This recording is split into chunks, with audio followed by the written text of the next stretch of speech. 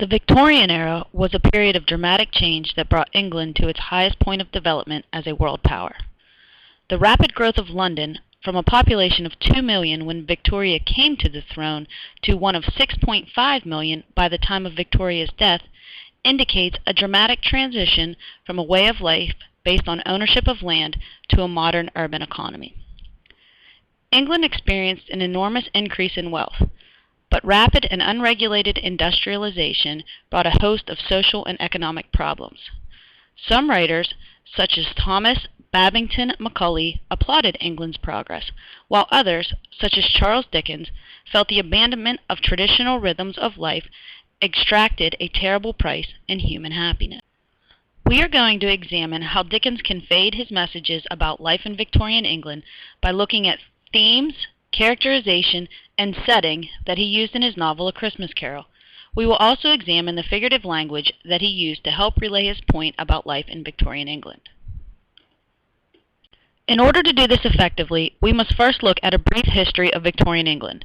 There are several issues that surround life as an English citizen in the time period of Queen Victoria's reign. A few of these issues include social class, the Industrial Revolution, child labor, and prisons and workhouses.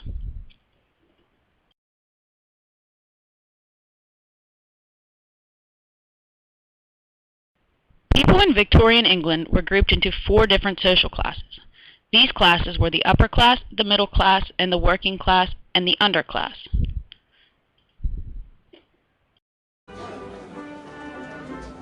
The upper class. This was the top class and was also known as the aristocracy. It included the church and nobility, which had great power and wealth. This class consisted of about 2% of the population, but owned the majority of the land. It included the royal family, lords, the clergy, great officers of state, and those above the degree of a baronet. These people did not work and had to be born into this class structure. They were able to manipulate the government so that this class remained very elite. Since these people were born into nobility and privileged, they were able to avoid taxes. One night, and the world's your oyster.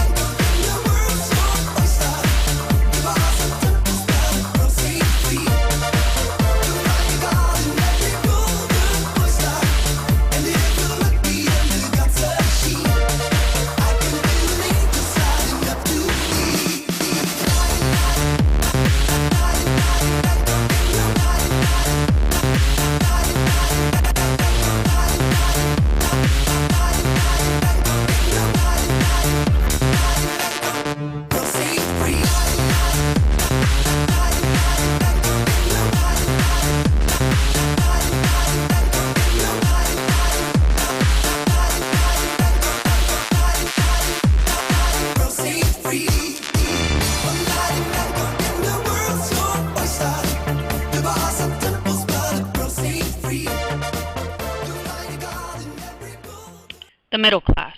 This class grew greatly during the Victorian era. The growth of industry opened up many opportunities for business owners. The middle class consisted of the bourgeoisie. This referred to the working middle class. The class was made up of factory owners, bankers, shopkeepers, merchants, lawyers, engineers, businessmen, traders, and other professionals. These people could sometimes be extremely rich, but in normal circumstances, they were not privileged, and they especially resented this. Despite how much money they had, they could not become a part of the upper class. They were not considered nobility. There was a very large gap between the middle class and the lower class.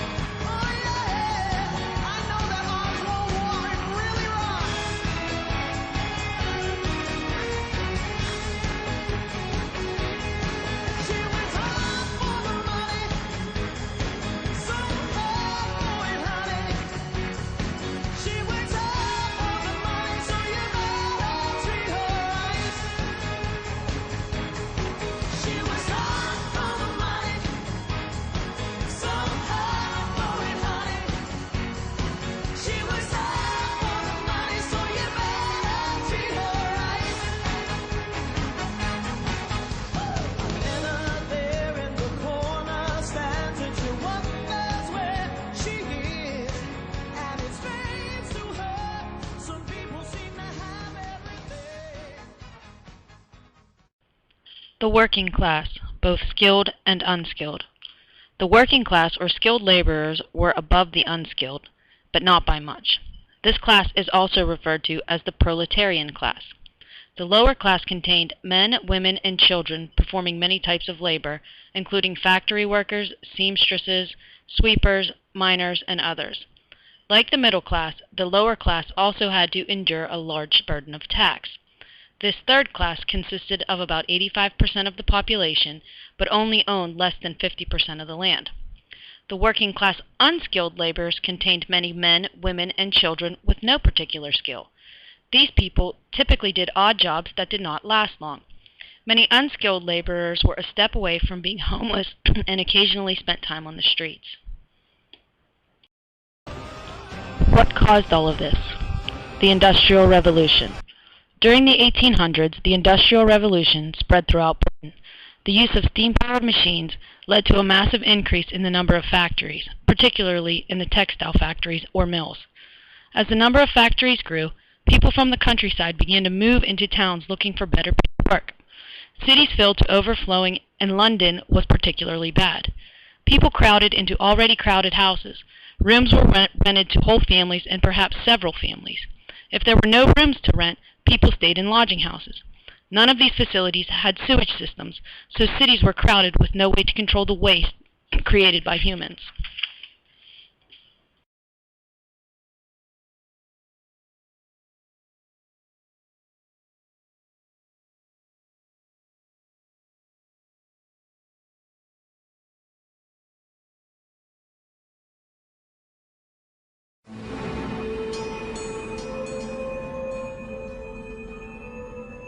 I lived partly with my father and grandmother and partly in the workhouse. When I was 9, I was then bound apprentice to a man who turned me over to the colliers. My father said to him, "I'd rather you tied a stone around his neck and drowned him."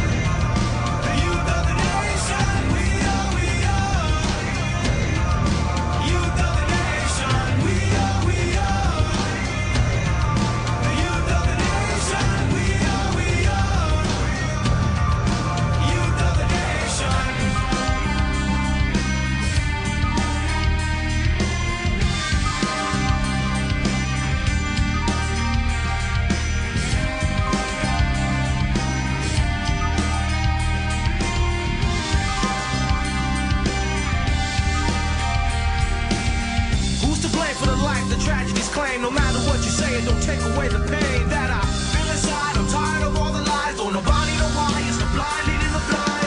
Guess that's the way that the story goes. Will it ever make sense? Somebody's gotta know. There's gotta be more to life than this. There's gotta be more to everything I thought exists. We are the youth of the nation. We are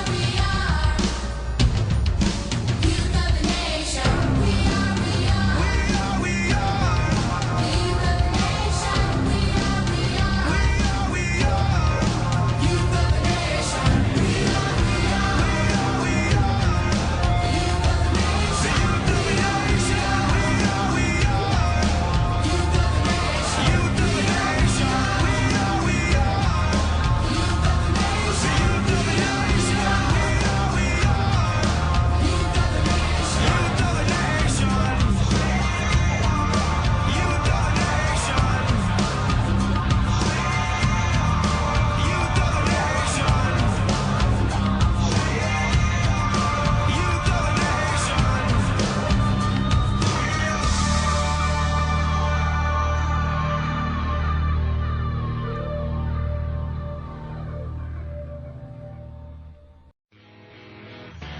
You cannot quit me so quickly. There's no hope in you for me. No corner you could squeeze me. But I got all the time for you, love. The space between the tears we cry is the laughter keeps us coming back for more. The space between the wicked lies we tell and hope to keep safe from the pain. But will I hold you again? These fickle, fuddled words confuse me. Like, will it rain today? Waste the hours with talking. These twisted games we're playing. We're strange allies with warring hearts. What a wild-eyed beast you'll be. The space between wicked lies we tell and hope to keep safe from the pain. Will I hold you again? Will I hold? Look, they're spinning out in the madness of a roller coaster. You know you went off like the devil in a church in the middle of a crowded room. All we can do, my love, is hope we don't take this ship down. The space between where you're smiling high is where you'll find me if I get to go. The space between the bullets in our firefight is where I'll be hiding, waiting for you. The rain that falls splashes in your heart, ran like sadness down the window and told. The space between our wicked lies is where we hope to keep safe from pain. Take my hand, 'cause we're walking out. Oh, yeah. Right out of here. Love is all we need, dear. The space between what's wrong and right is where you'll Because the really find destitute me ended up here, in the workhouse. The space between There were workhouses before the Victorian period, but the Victorians took them a stage further. The new Poor Laws of 1834 made them even nastier than they had been. The whole point about the workhouse was that the jobs you did there had to be worse than anything outside. Even so, in the 1850s, there were 200,000 people in workhouses all over the country. For these people, this was about as low as you could go. Once in, it was very difficult to get out. Men were separated from women, the able-bodied from those less fit. And all the jobs were intended to punish you for being poor.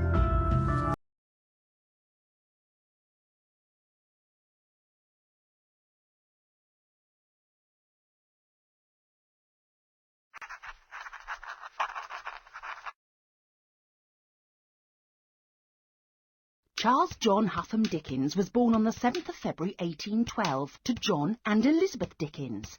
Charles was the second child of 8 siblings in all, 6 of whom survived to adulthood.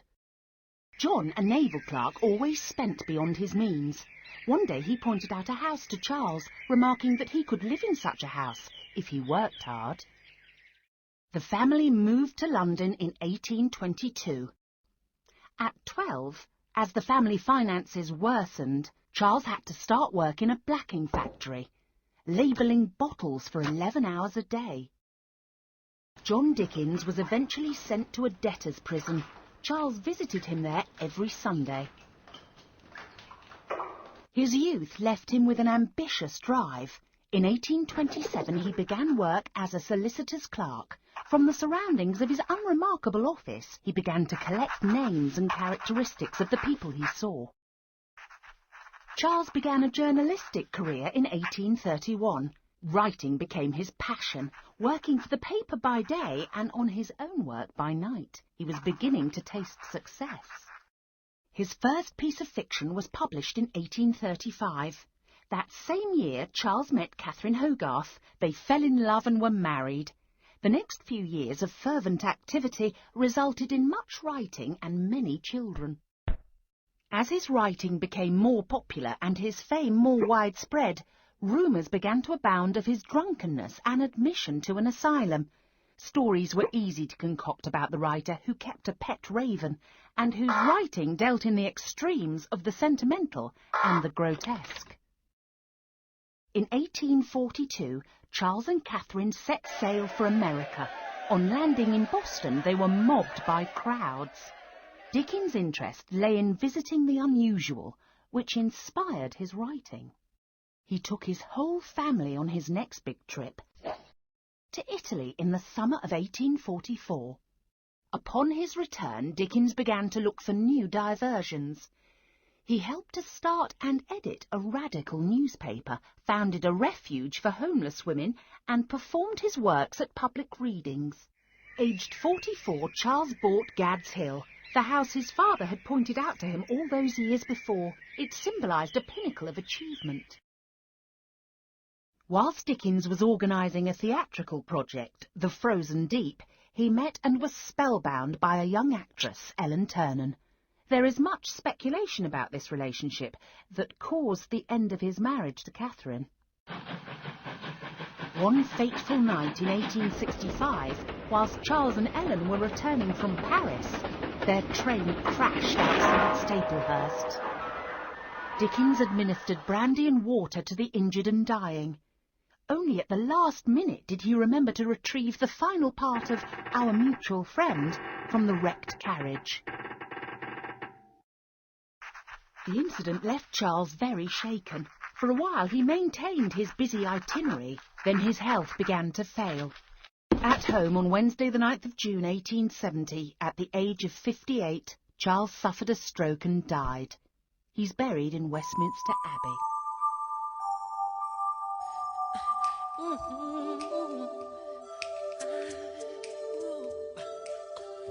gonna make a change for once in my life. It's gonna feel real good. Gonna make a difference. Gonna make it right. As I turn up the collar on my favorite winter coat, this wind is blowing my mind. I see the kids in the street with not enough to eat. Who am I to be blind, pretending not to see their need? A son must disregard